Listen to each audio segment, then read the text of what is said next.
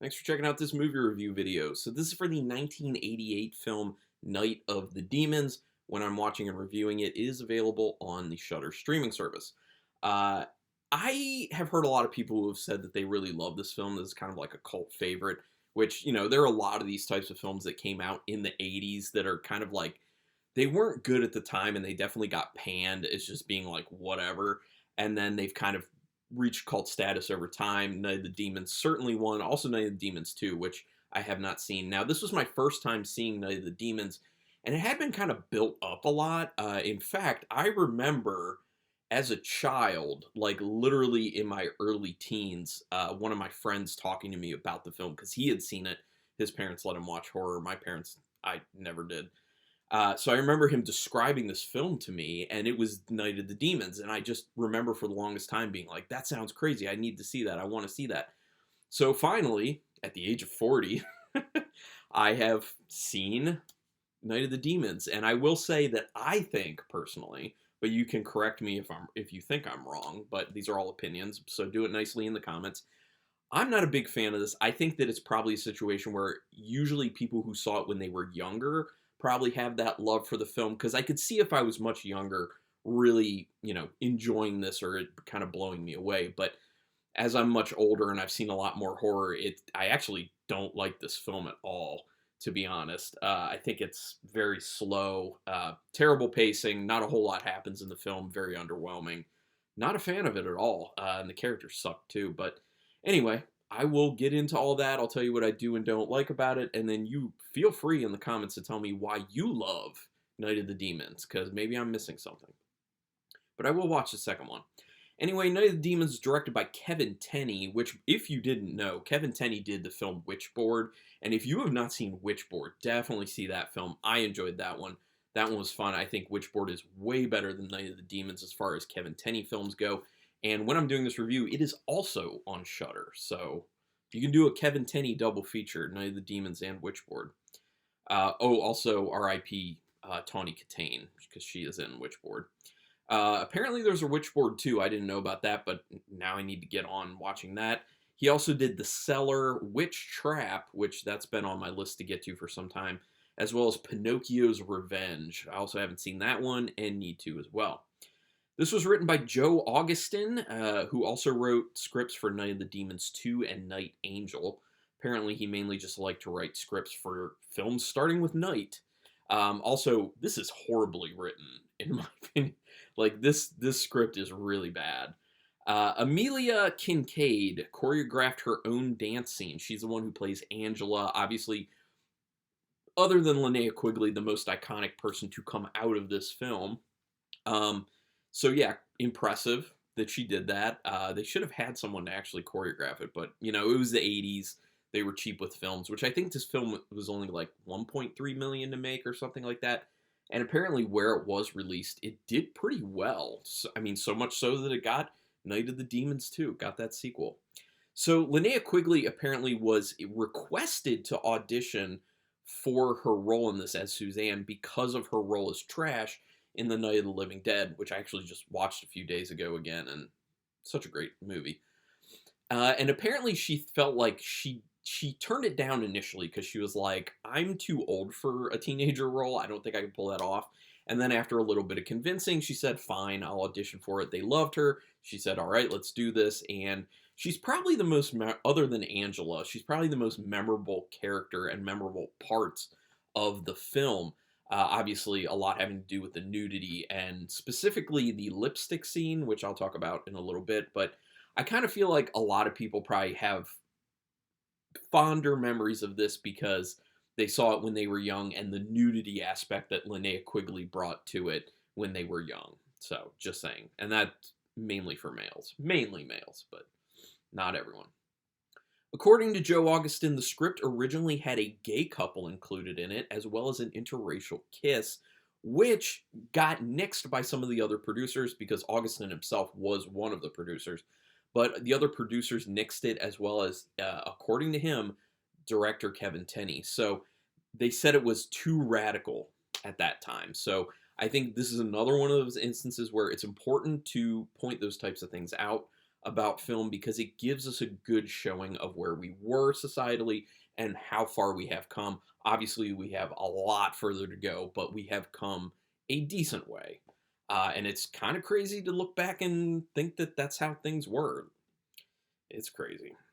Alternate titles for this film were Halloween Party as well as Demon Boogie. I can't like say that and not kind of chuckle. Like it's such a ridiculous name for it, but I kind of wish instead of Night of the Demons they would have gone with Demon Boogie.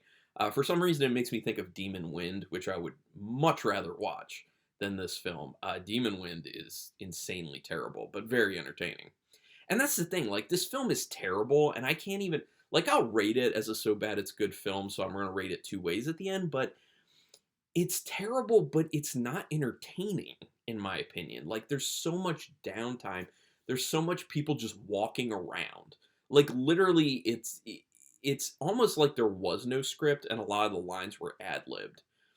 And they just walk around from, like, room to room, and the demons themselves aren't even that other than a few scenes, few moments, the demons themselves aren't really that dangerous seeming or scary because they don't really chase people a lot of times. A lot of times they just like make noises and look scary and they don't go after people. Like eventually they do, but they do it slowly. Like they do a terrible job of building up scares and dread and creepiness in the film.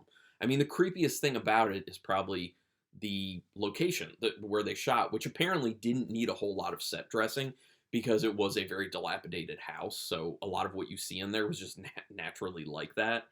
So yeah. I do really like the animated beginning to this during the beginning credits. I thought that was really cool. It looked good. It looked good. And the music that they had set to it was kind of like fun and upbeat.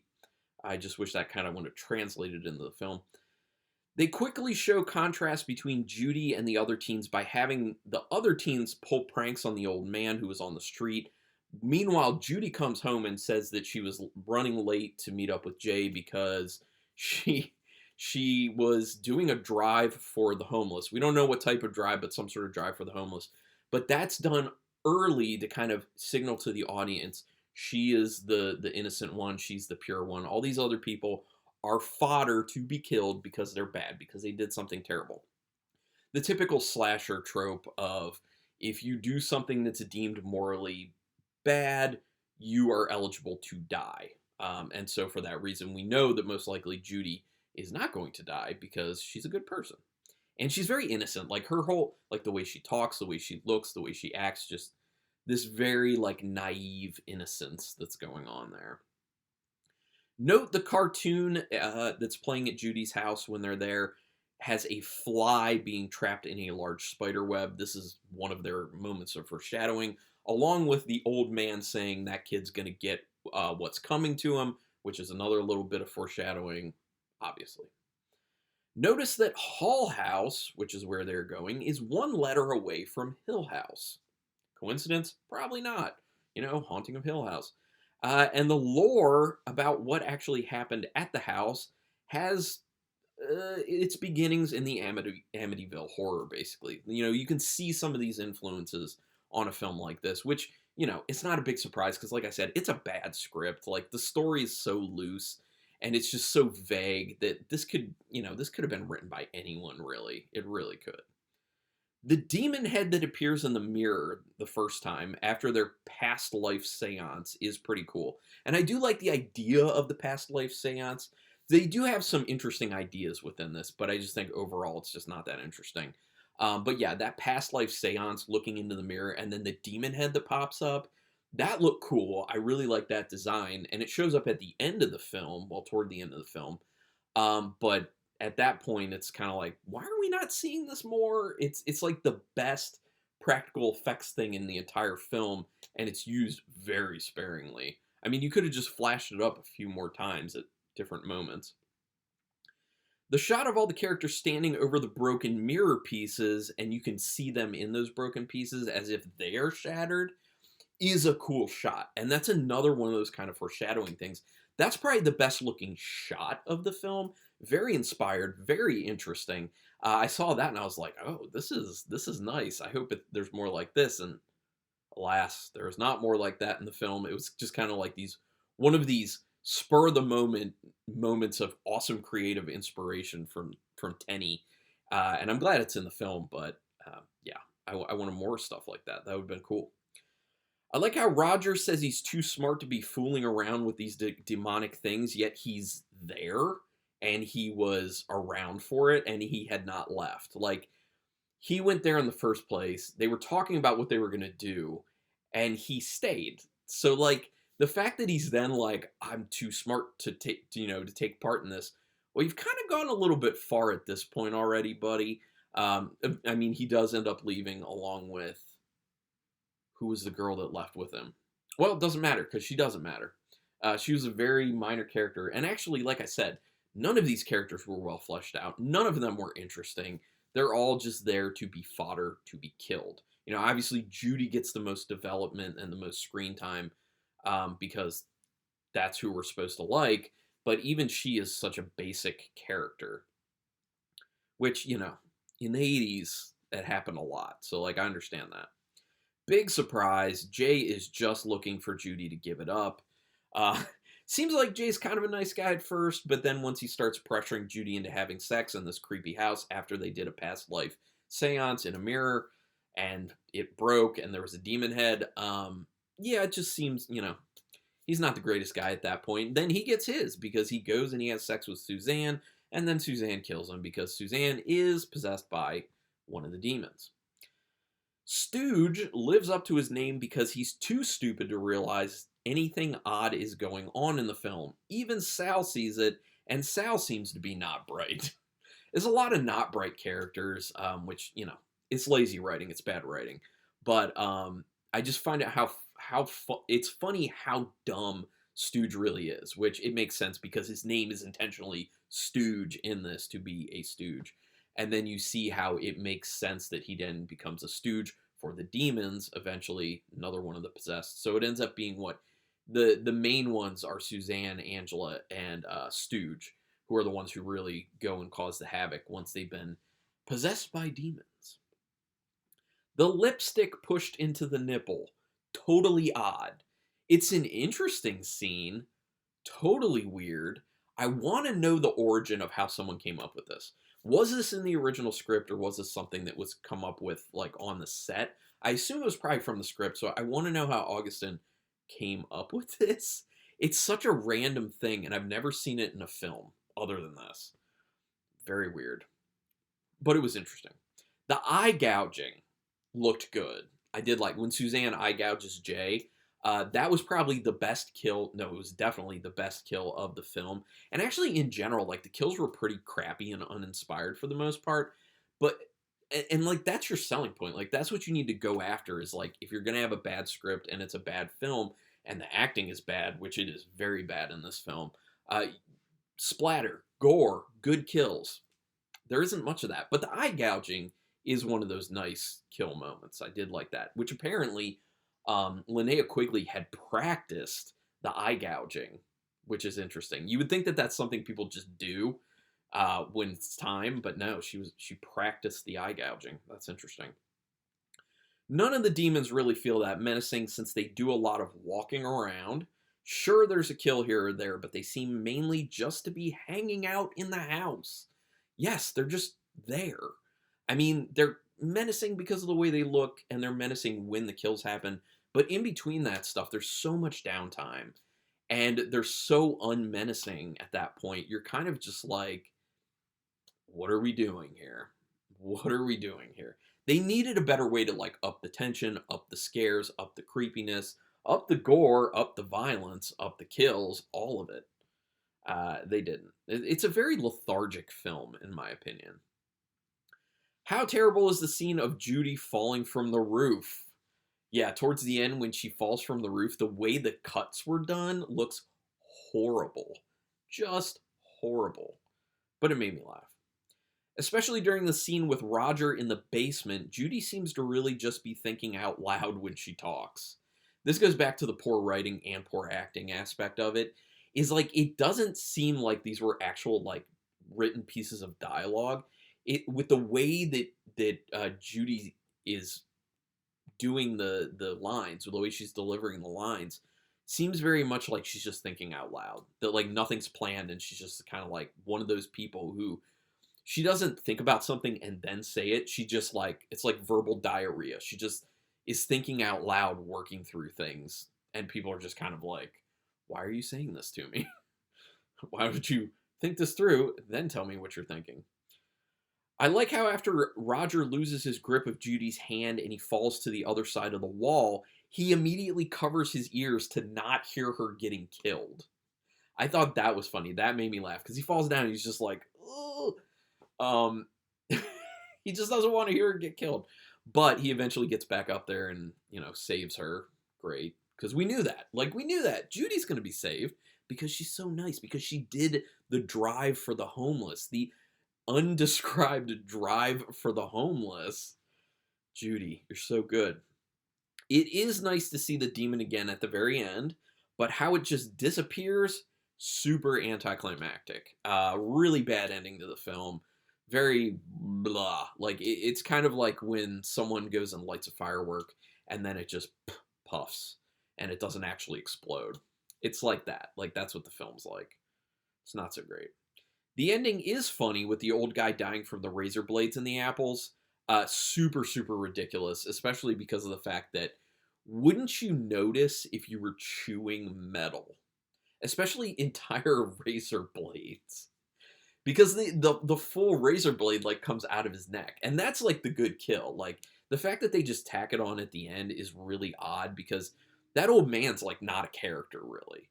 And actually, I would be more interested in a movie about that guy than what we got in Night of the Demons. But maybe that's something that someone could try and do now, is do like a spin-off from Night of the Demons of this old man who just puts razor blades in apples and then got murdered by his wife. And it does seem in the end like his wife knew about the razor blades in the apple because she would have had to, because if she was making it, she would see the metal in there. So I think she's just like, he's so grumpy and we've been married so long, I'll just off him now. Interesting. The dialogue is written in a way that the characters would never talk. Plus, there also seems to be a lot of dialogue jammed in just to waste time. A lot of the kind of like banter and back and forth with the characters, totally time wasters. There wasn't nearly enough story here. The backstory is explained by one character in like less than 30 seconds. And then they just think that like that's all the setup you need for the film. And they don't really go anywhere with it either. So there's just so much filler, especially dialogue-wise. The acting is so weak. The acting is terrible. The film is mainly just about walking through a dilapidated house. Not much really happens. Not a good film. And this is my favorite thing that I wrote down at the very, very end. This feels like a more coherent but less entertaining version of the film Spookies. Yes, I would much rather watch Spookies because, yes, you watch Spookies and you're like, what is happening? You're watching Spookies and you think, what were they thinking? And you think, what is left out of this? And why is this this? And why is that that? And it's such a confusing movie, as Joe Bob said in his song. And now that's caught in your head because it's very catchy. But it's entertaining. Like, you can laugh at it because it's so bad. It at least has cool practical effects. It has good kills. Like, it's fun. This, I don't find fun at all. This film is not fun. It is boring, in my opinion. But it has a Spookies feel otherwise. Like the, friends partying in a house and then stuff happens. Yeah, so it's just a more coherent but less entertaining version of Spookies, in my opinion. But it also feels a little bit to me like the film Hell Night with Linda Blair in it, which is also really slow and not very entertaining. Don't like Hell Night either. But I think if I had to choose, I don't know. That's a tough call. I was going to say I would go for Hell Night over Night of the Demons, but I'm not so sure. I'd have to rewatch Hell Night again because I remember really not liking that a whole lot because it was very boring as well. So anyway, I'm going to rate this two ways. So as just a straight up film out of 5 stars with half stars in play, 1 star rating on that. So now as a film, so bad it's good type film, same rating scale, 1.5 stars. It doesn't go up that much because it's just not entertaining. There's like not much for me to be excited about. But like I said, put some comments down here if you like it And tell me, why do you like it? I really like to hear other opinions on things, not just my own. I don't like to live in what they call an echo chamber and just hear people agreeing with me. I like to hear other perspectives, so I'm totally down. So anyway, tell me about Night of the Demons, but also do me a quick favor and hit subscribe if you haven't already. I'm really just trying to build a nerdy horror community here because where I live, I can't talk to anyone about horror, at least not to the degree that I like to. So it has been great and would be great to connect with more of you out there and talk nerdy horror stuff. So please consider subscribing for that. Also, it's your way to kind of repay me and keep me motivated because I don't like make money doing this or anything. I'm just doing it for satisfaction, creative outlet, and I love these movies. But anyway, not Night of the Demons though, as you found out. But anyway, thank you very much for taking your time to check this out. And until next time, keep it brutal.